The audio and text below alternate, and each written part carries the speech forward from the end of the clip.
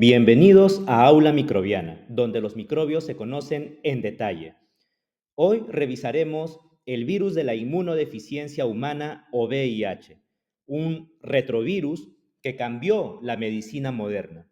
Y es que cuando el VIH progresa, infecciones habituales que un huésped inmunocompetente controlaría se vuelven persistentes, graves y en muchos casos letales.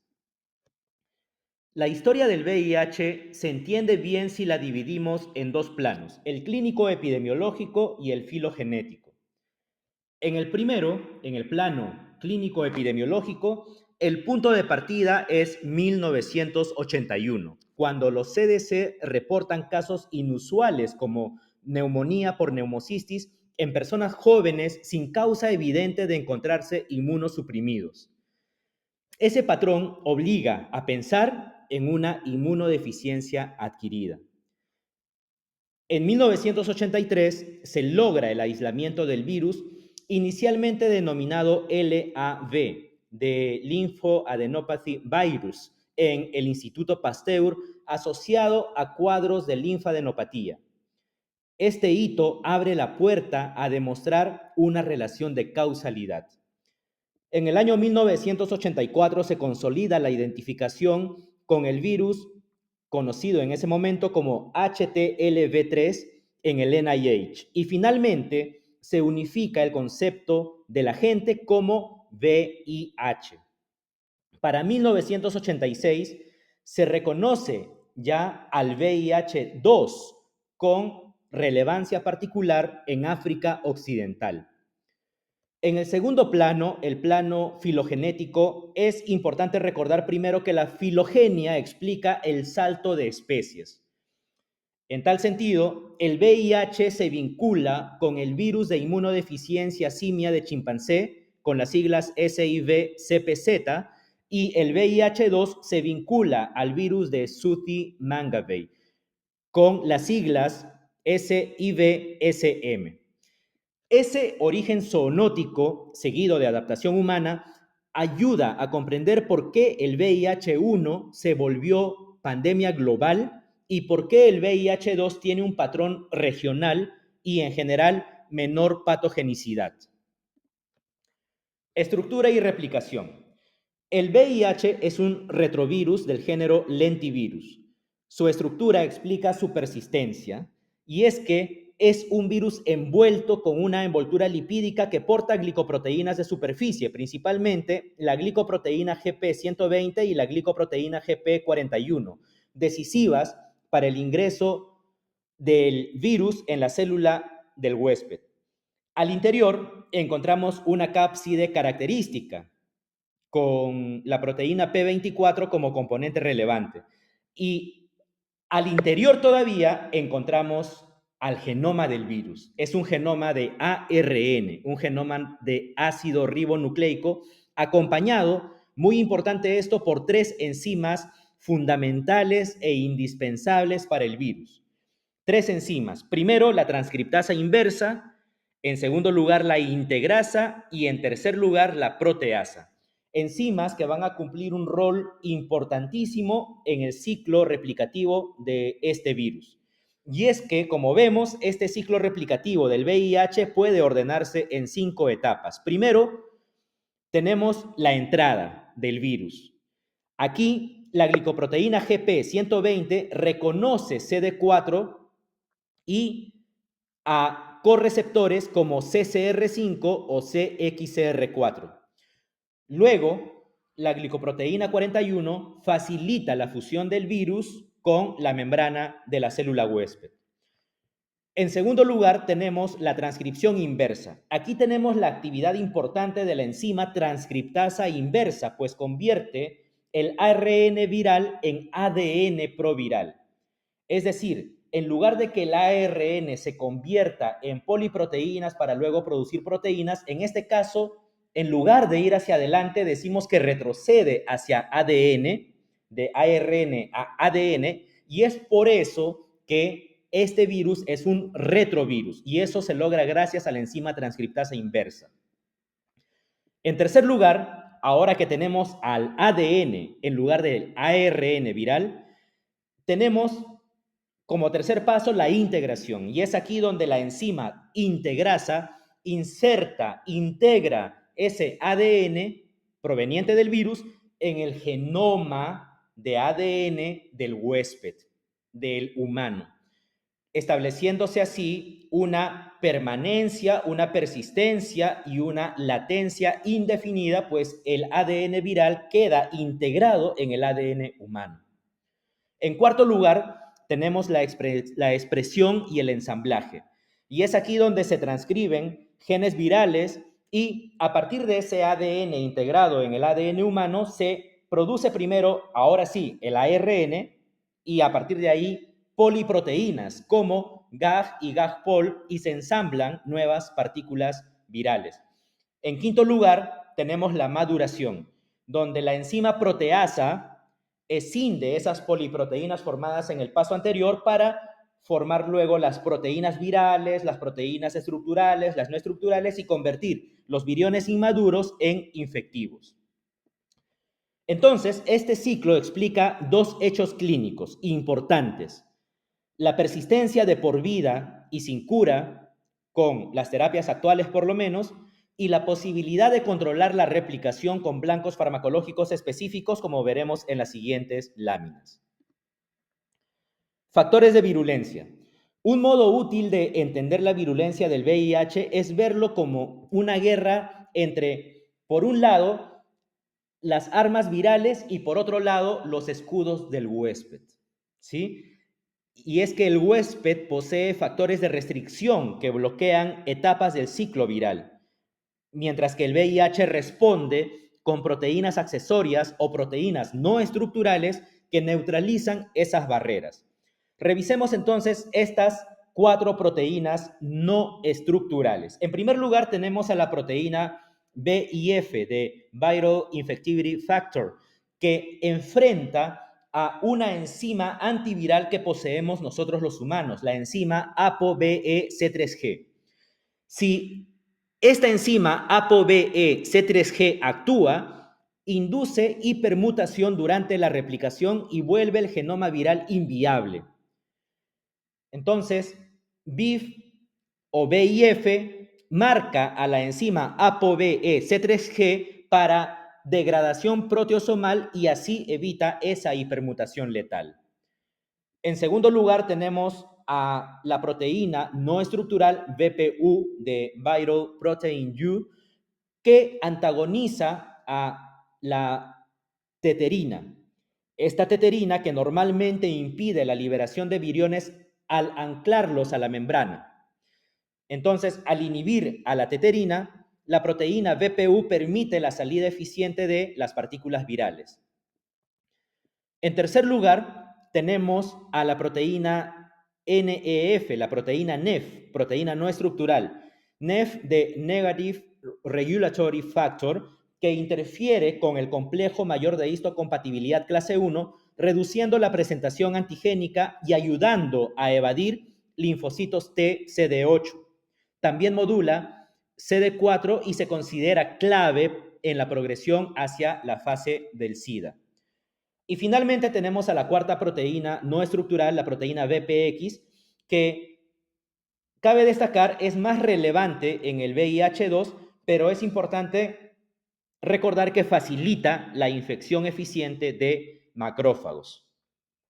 Como vemos entonces, la patogenicidad del VIH no depende solo de entrar en la célula y replicarse dentro de la célula, sino de su capacidad sofisticada para desactivar defensas celulares específicas.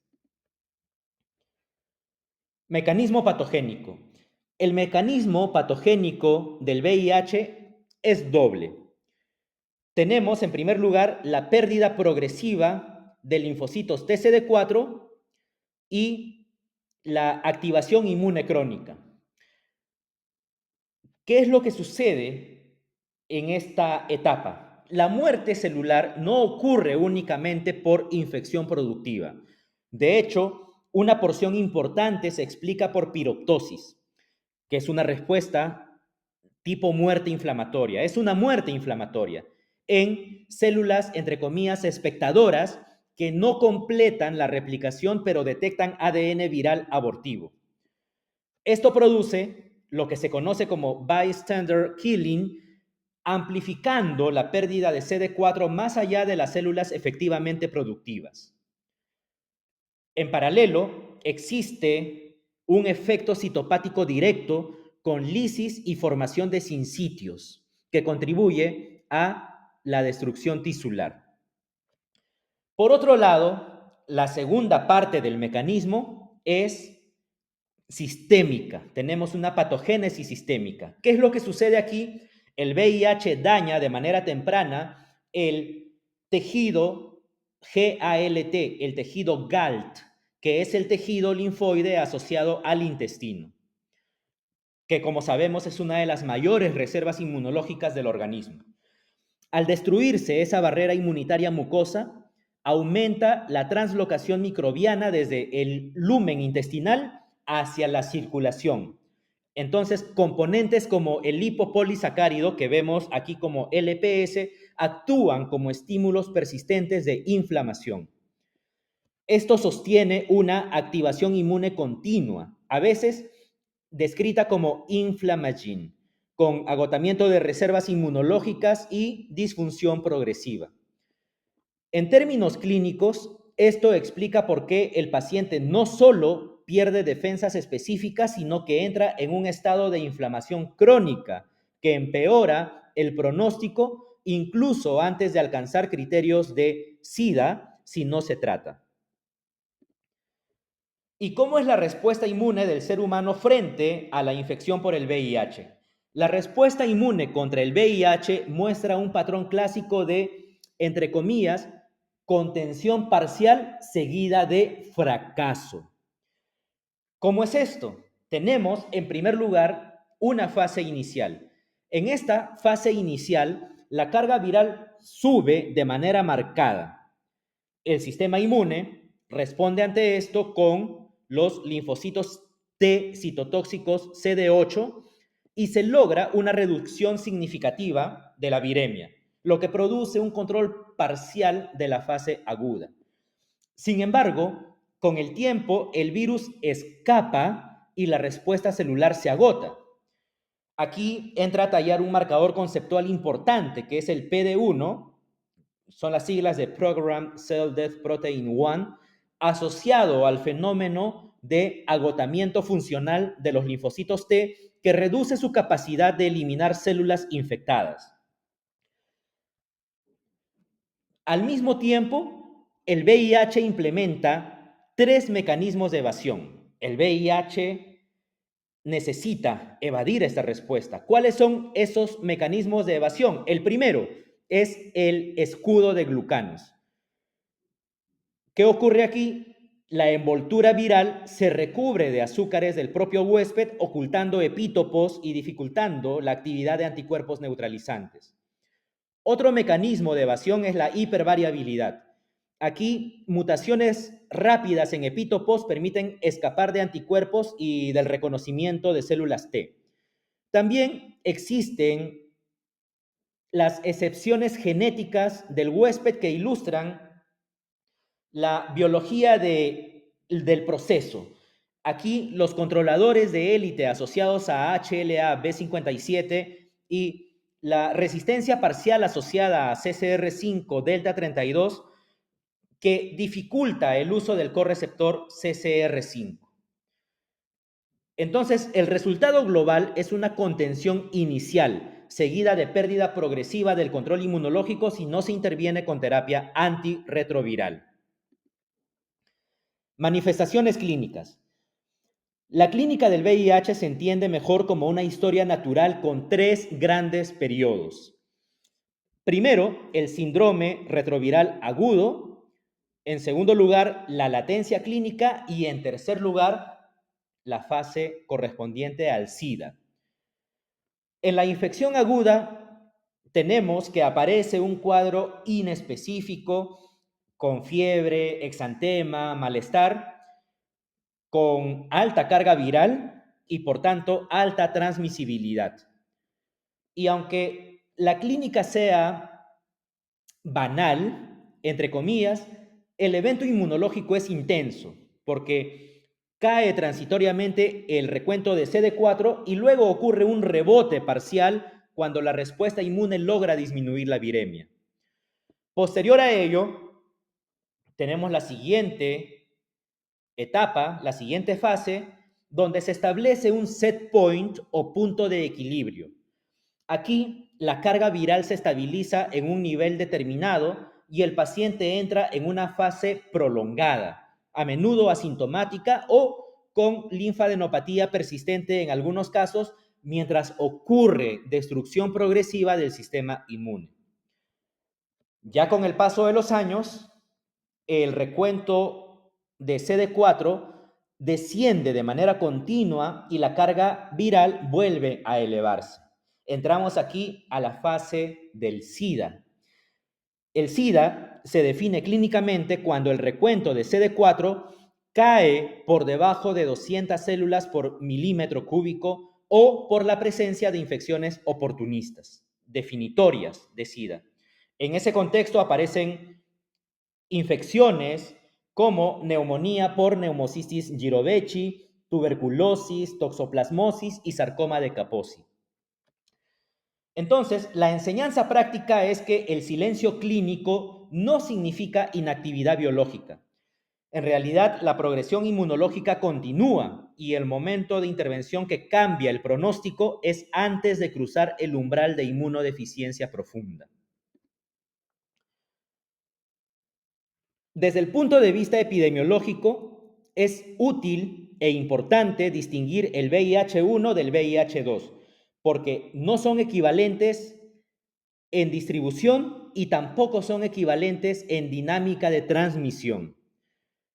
El VIH-1 es el responsable de la pandemia global y su grupo M es el dominante. Este VIH-1 se asocia en general a mayor patogenicidad y a una progresión más rápida en ausencia de tratamiento.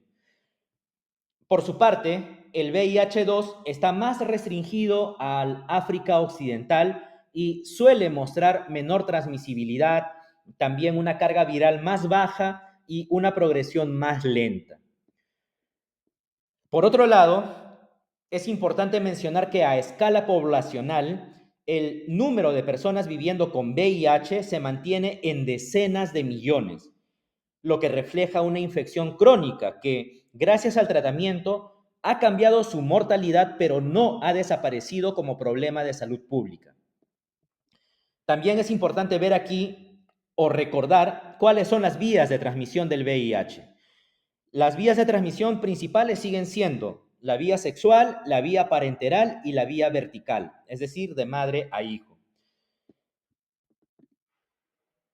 Desde el punto de vista del diagnóstico de esta enfermedad, es importante mencionar que el diagnóstico se apoya en un algoritmo que equilibra sensibilidad temprana con confirmación específica.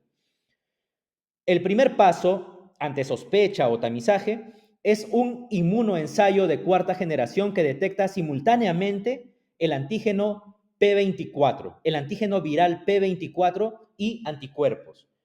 Esto reduce la ventana diagnóstica, pues permite detectar infección más temprano que las pruebas basadas solo en anticuerpos.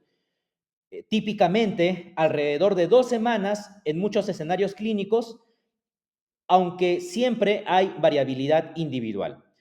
Luego, el segundo paso es la confirmación y diferenciación. Aquí tenemos a un ensayo que discrimina el VIH-1 versus el VIH-2. Es útil esto tanto por epidemiología como por implicancias terapéuticas. Si el resultado es indeterminado o discordante, o si estamos ante una sospecha de infección muy temprana antes de cero conversión, el tercer paso es una prueba de amplificación de ácidos nucleicos, la prueba NAT de Nucleic Acid Test, que cuantifica carga viral mediante PCR. Entonces, este enfoque que hemos visto detecta infección aguda incluso antes de que aparezcan anticuerpos. Ahora bien, por otro lado, para el monitoreo clínico se consideran dos ejes. Por un lado, la carga viral como marcador directo del éxito terapéutico y por otro lado, el recuento de CD4 como estimador del riesgo de infecciones oportunistas y del estado inmunológico. Como vemos, diagnosticar temprano no es solo dar un nombre a la infección o a la enfermedad, es cambiar la historia natural, porque permite iniciar tratamiento antes de la pérdida irreversible de las reservas de nuestro sistema inmune. ¿Cómo es el manejo y el tratamiento? El manejo del VIH se centra en la terapia antirretroviral, diseñada para bloquear etapas críticas del ciclo replicativo del virus. Entonces, en términos de blancos moleculares, podemos agrupar esta terapia antirretroviral por sitio de acción. En primer lugar, existen los inhibidores de la entrada del virus a la célula huésped, como Maraviroc, que bloquea el correceptor CCR5, impidiendo así que el virus use ese correceptor para ingresar en la célula humana. Luego tenemos a los inhibidores de las enzimas que hemos revisado anteriormente. En primer lugar, tenemos a los inhibidores de la transcriptasa inversa y lo vemos con las siglas ITIAN, ITINN, que son los inhibidores de transcriptasa inversa análogos de nucleócidos, de nucleótidos y no análogos, que lo que hacen es frenar la síntesis de ADN viral, porque al bloquear a la enzima transcriptasa inversa, el ARN viral pierde la capacidad de convertirse, gracias a esa enzima, en ADN viral. Entonces, se mantiene solamente en ARN, no progresa. Por otro lado, tenemos a los inhibidores de la integrasa, de la enzima integrasa, que vemos con las siglas INSTI, como dolutegravir, que se ha consolidado como el pilar del tratamiento contemporáneo por eficacia y barrera a la resistencia. Finalmente, los inhibidores de la enzima proteasa impiden la degradación o la escisión de la poliproteína. Recordemos el ciclo viral. Entonces, de esa manera se impide la maduración del virión, reduciendo así su infectividad.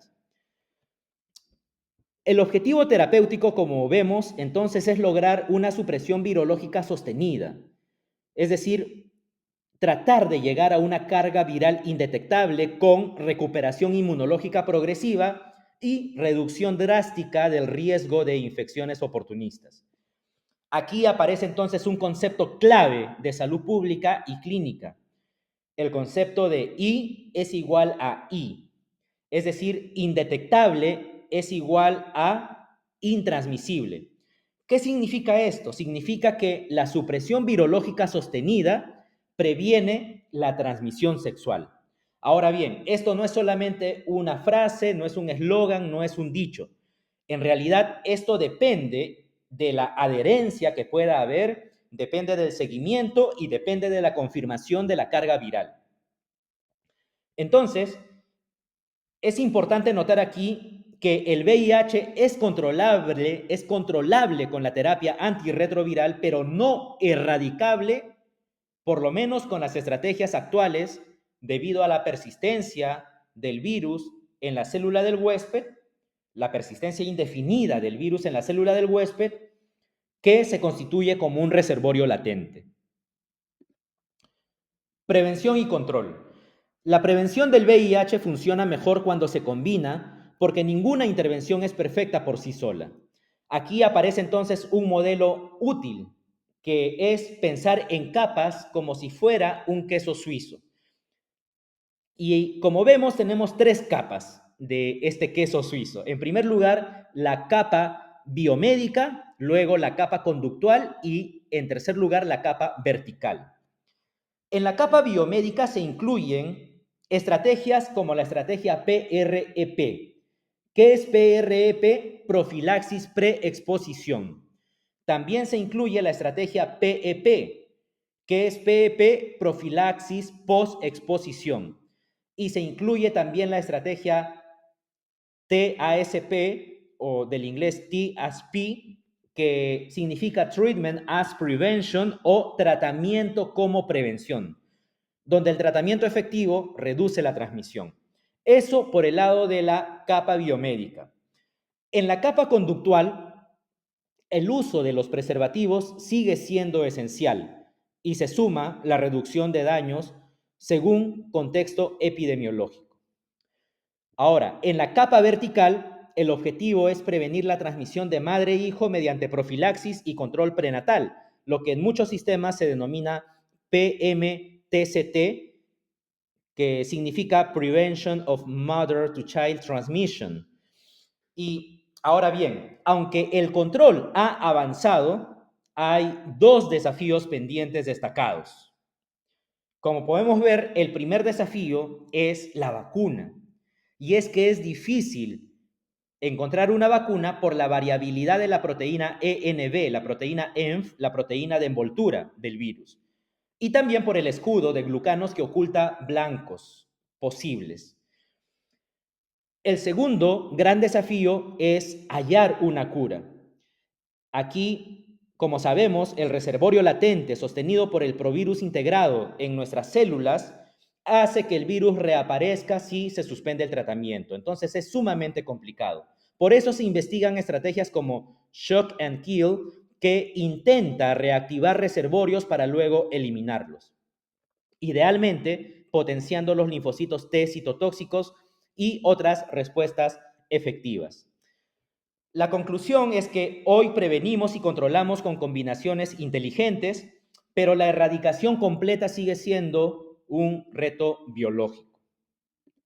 Muy bien, vamos llegando entonces al final de este episodio de Aula Microbiana y para terminar, recordemos entonces que el VIH es un ejemplo claro de cómo un virus puede alterar profundamente la biología humana sin causar daño inmediato. Entonces, comprender su estructura, su replicación y su mecanismo patogénico puede permitir intervenir a tiempo y cambiar el curso de la enfermedad.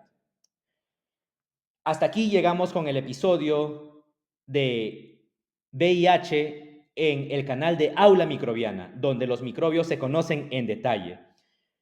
Te invito a suscribirte a este canal y a darle like a este video si te gustó, si fue de tu interés, y también a compartirlo con tus colegas, con tus compañeros.